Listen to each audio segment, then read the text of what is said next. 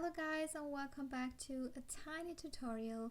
And in this video I just wanted to show you something about alphas and which can improve your sculpting a little bit more, because most of the people don't use these buttons to change their alphas, but I think it can be really useful to do that and to actually know that. So let's get into it. So I have this cube here, which I want to drag the alpha on, and I have like this simple square alpha from the default settings, and I put the drag rect from the stroke, so we can just drag our alpha on the cube. So the default is normally with the focal shift 0, and I just want to show you that first. So we'll just drag it up, and you can see that the edges from the alpha is very blurred out, and we don't want that, right? We want these square fully visible. So we have to press the spacebar and then put the focal shift to -100. And when we're doing it now, then we have a full square dragged out. So now you can see that the full alpha sits on our surface, right? When you're just putting it in this angle, then you see that the whole alpha just sits on the edge, on the surface of the cube. When you're going now to alpha settings, to the modifier, and then look at the mid value button here.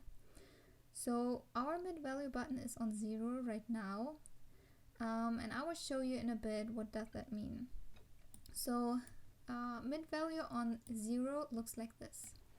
When I will just push this over. So when we have the mid value on 100, let's see what happens then. Drag it out again. And when you see, the full alpha sits inside the mesh, so not on the surface anymore. And when you are doing the mid value on 50, drag it up, you see that half of the alpha is outside and half of the alpha is inside. So this can be pretty handy when you're, I don't know, working on robots, or also when you're working on characters or creatures, because we want not always to have the alpha sitting only on the surface, because this can mess up our basic shape sometimes. So I prepared something here in Photoshop to just make it a little bit more understandable.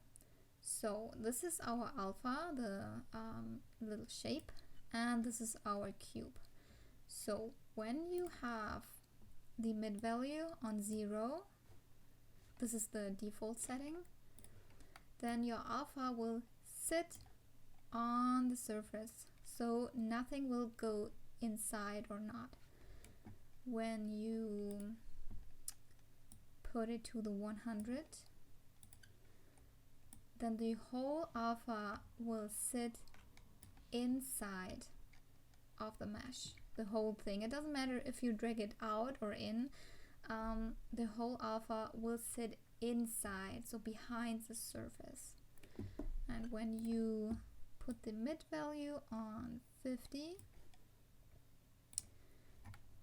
then your alpha will be 50% outside of the mesh and 50% inside of the mesh. What can be pretty handy when you don't want to destroy your meshes, your basic mesh, because it can be very bumpy and wobbly when all the alphas you're dragging out are just on the surface, because then the whole basic mesh will be thicker in general, what we don't always want, right? Especially for creatures or characters.